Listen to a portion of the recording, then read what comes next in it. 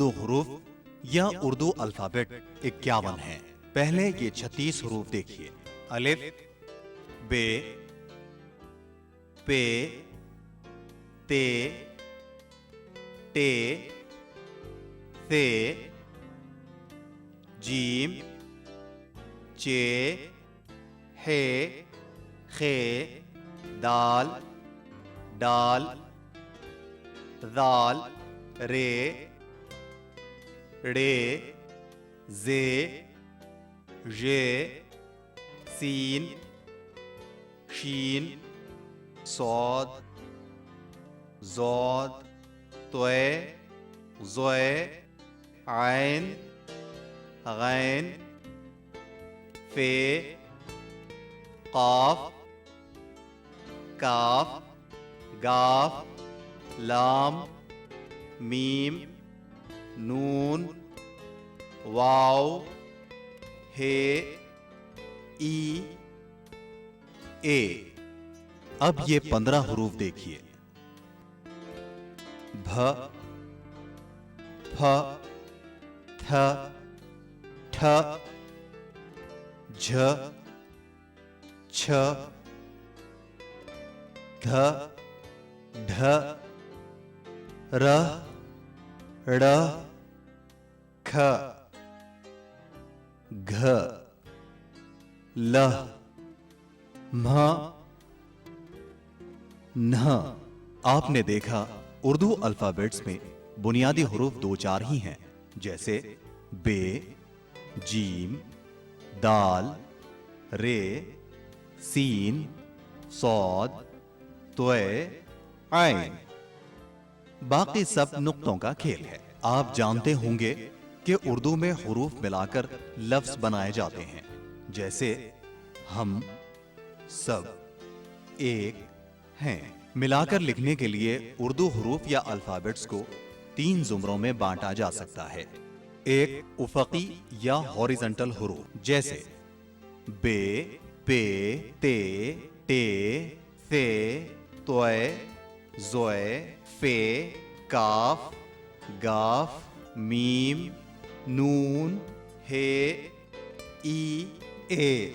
इनकी खासियत यह है कि ये दूसरे हुरूफ से जुड़ने के लिए कट जाते हैं। कटकर इनकी शक्लें यूं बन जाती हैं। सिर्फ तोए और ज़ोए जूं के तू रहते हैं। कट जाने के बाद ये दूसरे हुरूफ से कुछ इस तरह जुड़ते हैं। पे, ते, बुत, ते, बे, तब, काफ, पे, कब, पे, काफ, पक। 2 उमूदी या वर्टिकल हुरूफ, जैसे अलिफ, दाल, डाल, दाल, रे, रे, जे, जे, वाव। इनको आसानी से लफ्ज उर्दू से याद रखा जा सकता है। इनकी खासियत ये है कि ये तमाम हुरूफ से मिलते हैं, मगर ये खुद दूसरे हुरूफ को अपने पास आने नहीं देते। जब अलिफ बे से मिलना चाहता है तो वो बआसानी इससे मिल जाता है, लेकिन जब बे अलिफ से मिलने के लिए इसके करीब आता है तो वो इसे धक्का देकर परे हटा देता है। यही हाल दूसरे खड़े हुरूफ दाल, डाल, दाल, रे, रे, जे, जे और वाव का है। रे काफ से मिलने जा रहा है। देखिए कितनी आसानी से मिल रहा है, मगर जब काफ रे से मिलना चाहता है तो रे इसे परे हटा देता है। वाव खे से मिलने जा रहा है और देखिए वो मिल रहा है, मगर जब खे वाव से मिलना चाहता है तो वो इसे परे हटा देता है। लफ्ज फरमान में देखिए कि रे मीम से और अलिफ नून से नहीं मिल रहा है। लफ्ज टमाटर में अलिफ टे से नहीं मिल रहा है, जबकि रे टे से मिल गया है। खड़े हुरूफ की एक खासियत ये भी है कि जब ये भी लफ्ज बनते हैं तो एक दूसरे से नहीं मिलते, जैसे उर्दू, दवा, जरा, राम।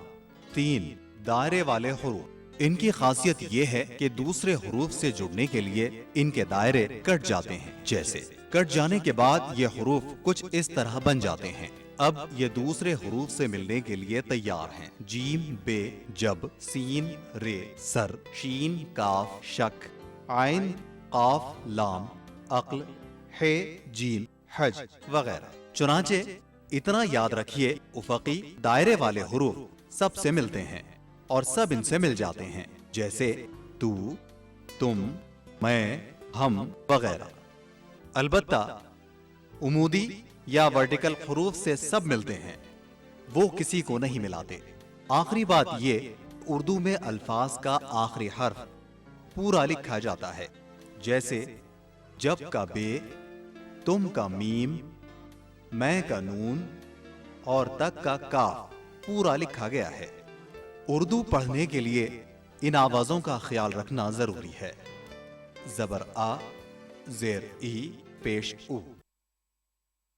बिल्कुल इस तरह, सिर्फ इतना।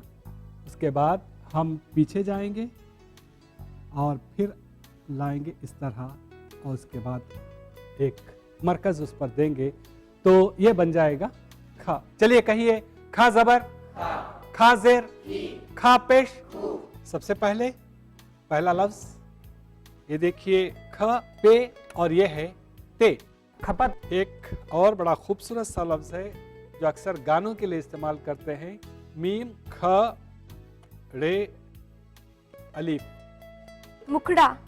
तो बहरकैफ ये रहे कुछ अल्फाज जिनके दरमियान में खा इस्तेमाल होता है। अब आइए ऐसे अल्फाज जो खा पर ख़त्म होते हों, जैसे तीन ख, सुख। अजीज दोस्तों, आदाब अर्ज़ है, आओ उर्दू सीखें कि आलमी जमात में आप सबका दिली खैर मकदम है। दोस्तों, हमने अपनी गुज़िश्ता क्लास में ख लिखना सीखा था। आइए आज हम सीखते हैं ख का जोड़ीदार हर्फ घ। इससे पहले कि हम घ सीखें, सीखने और सिखाने के ताल्लुक से दो एक कारामद बातें आपको सुना लूं। देखिए कि अंग्रेजी के एक मशहूर शायर जॉन पोप ने बड़ी अच्छी बात कही थी कि आधा अधूरा सीखना खतरनाक होता है। आधा अधूरा सीखना खतरनाक होता है। उर्दू में भी इस तरह की एक कहावत मिलती है, नीम हकीम खतरे जान और नीम मुल्ला खतरे ईमान। मगर बरसों के बाद एक और मुफक्किर विलियम ये वाइट ने इसी कौल के बतन से एक और नुक्ता निकाला है। वो कहता है कि आधा अधूरा सीखना खतरनाक नहीं होता है, बशर्ते के सीखने वाला आधे को पूरा ना समझ बैठे। जी हाँ, सीखने के मामले में ये बात याद रखनी चाहिए कि आदमी ख्वाह कितना ही क्यों ना सीख ले, मगर कुछ ना कुछ सीखना बाकी रहता है। इसीलिए हमने ऐसे कई बुजुर्गों को देखा है जो अपनी जिंदगी के आखिरी वक्त में भी कुछ ना कुछ सीखते रहते हैं। शायद जीना इसी का नाम है। अब आइए हम सीखते हैं एक हर्फ घ। ये ख के बाद आता है और हमने इसका सिलसिला शुरू किया था भ फ थ से। तो भ फ सिलसिले का एक और हर्फ है घ। इससे कई अल्फाज हम अपनी रोजमर्रा जिंदगी में इस्तेमाल करते हैं, जैसे घोंसला, घर वगैरह। घर के ताल्लुक से मैं एक बात अर्ज कर दूं, क्या आप जानते हैं कि लफ्ज घर किस जबान का है? ये संस्कृत लफ्ज है और गृह संस्कृत में कहते हैं, जिसे उर्दू में हमने घर बनाया है। संस्कृत के कई ऐसे अल्फाज हैं जिन्हें हम उर्दू में थोड़ा सा बदल कर इस्तेमाल करते हैं, जैसे दूध है। दूध आप जानते हैं संस्कृत का लफ्ज है दुगुद।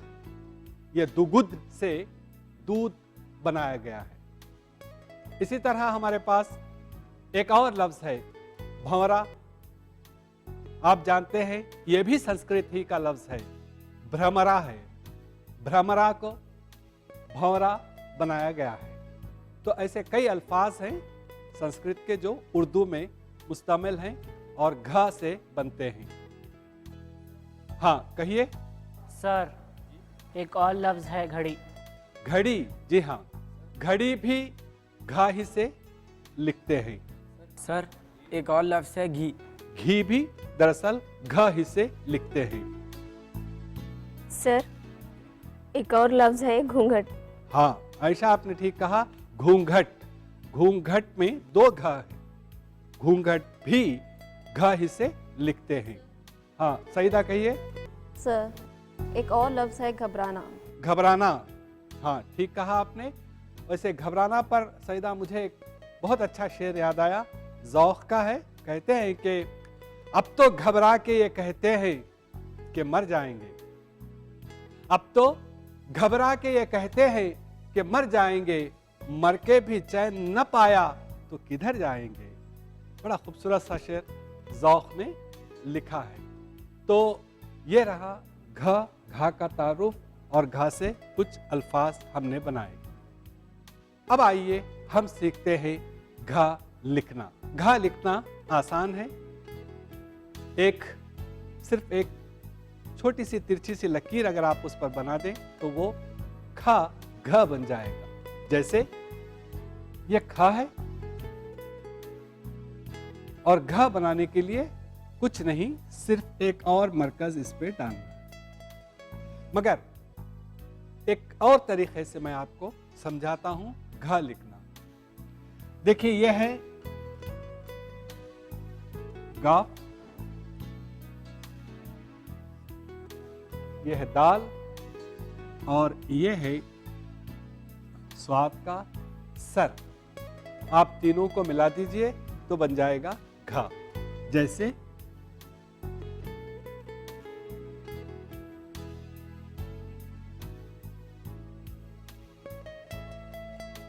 सिर्फ इस बात का ख्याल रखिए कि ये जो सफ़ेदी आपको नज़र आ रही है अंदर की, यहाँ आप देख सकते हैं, गौर से देखिए, इसकी शक्ल है बिल्कुल खरबूजे के बीज की तरह। अगर वो शक्ल न बने तो फिर घा की खूबसूरती खत्म हो जाएगी। अब चलिए आप लोगों की बारी है, आप लिखकर दिखाइए घा। मेरा ख्याल है आपने शायद घा लिखने में गलती की है। आप यहाँ तशरीफ लाइए और बोर्ड पर लिखिए घ।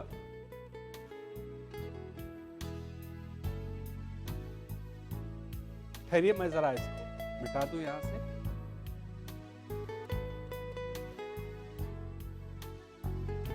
अब लिखिए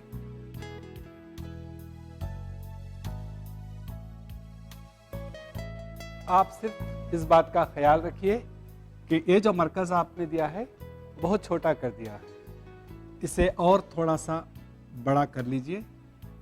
एक लकीर इसके मुकाबले में थोड़ी छोटी सी, मगर इतनी छोटी भी नहीं, इसकी मुनासिबत के साथ एक तिरछी लकीर होनी चाहिए। ख्याल रखेंगे आप? चलिए ठीक है। अब आइए हम देते हैं घा पर हरकत, पोल्स।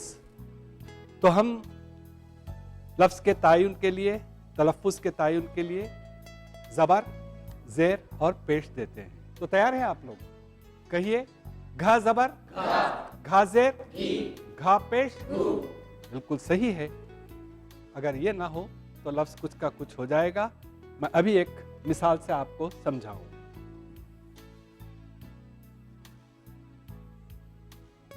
घर लिखना चाहते हैं तो आप दीजिए एक ज़बर। अगर आप घिर लिखना चाहते हैं तो दीजिए एक ज़ेर। और अगर आप घुर लिखना चाहते हैं तो पेश। और अगर ये ना हो तो समझना बहुत मुश्किल होगा कि लिखने वाला क्या लिखना चाहता है।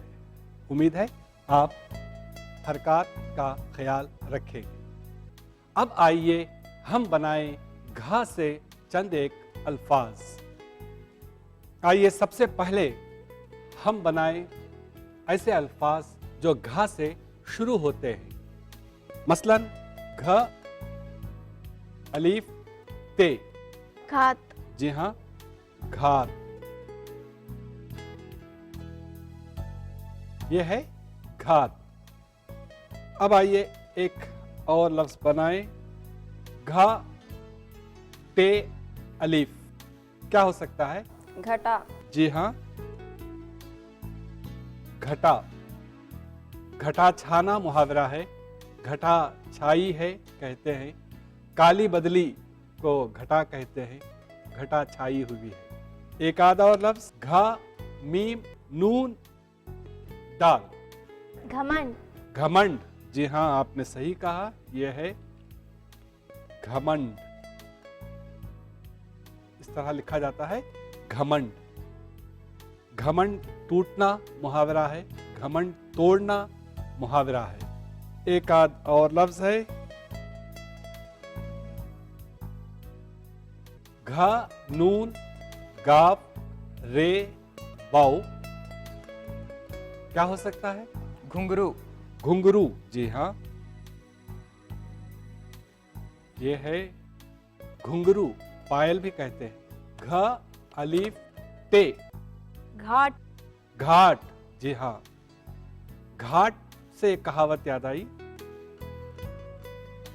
घाट घाट का पानी पीना। मुहावरे हैं घाट उतरना वगैरह। जैसे घ अलीफ ते, घाट। चलिए एक जानवर का नाम बनाते हैं। घ वाउ रे अलीफ। क्या हो सकता है? घोड़ा। घोड़ा। जी हाँ, घोड़ा। एक लफ्ज है, घ लाम नून अलीफ। क्या हो सकता है? घुलना। घुलना। जी हाँ, यह है घ लाम नून अलीफ, घुलना। आखिरी लफ्ज घा से शुरू होने वाला, घ वाउ नून सीन लाम अलीफ, घोंसला, घोंसला।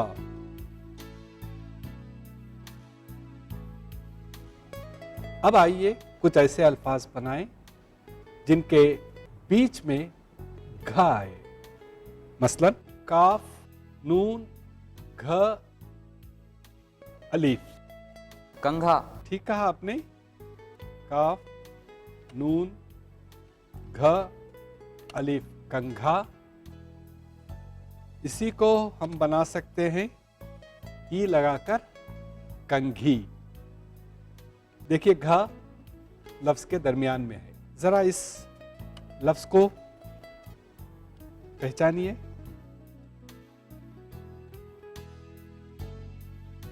चे नून घ अलीफ रे, चिंगाड़। चिंगाड़। बिल्कुल सही कहा आपने।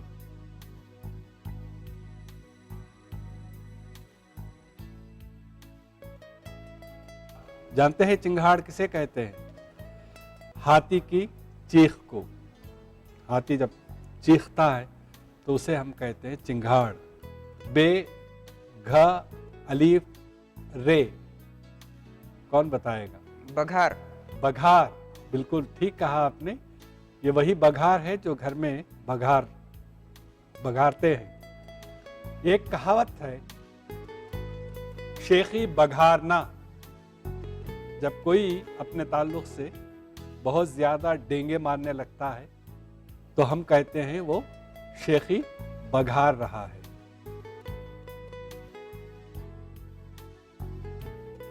यह है बघार। अब आइए एक और लफ्ज जो आजकल,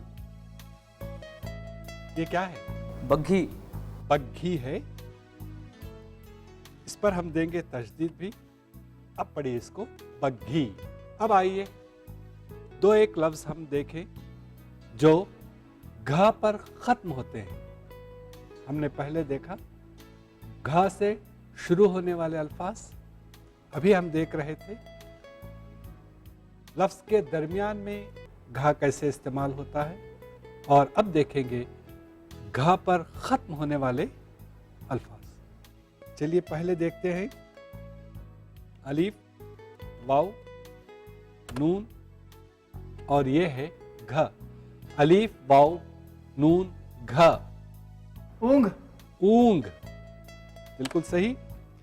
अलीफ, वाव, नून, घ। देखिए घ पर खत्म हो रहा है यह लफ्ज ऊंग। इसी से मिलता जुलता एक और लफ्ज है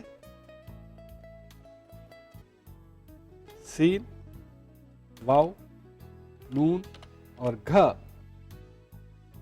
सूंग। जी हाँ, यह है सीन, वाव, नून, घ, सूंग। आप इसमें नून अलीफ मिलाएं तो सूंघना,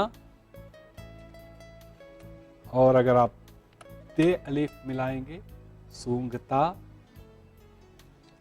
और अगर आप ते ई मिलाएंगे सूंघती है, सूंघता है वगैरह अल्फाज बनते।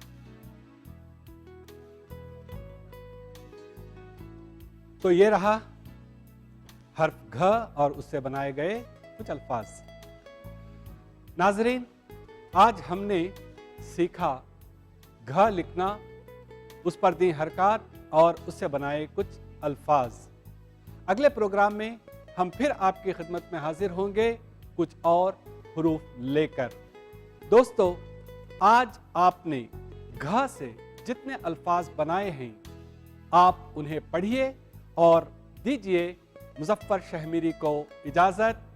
खुदा हाफिज।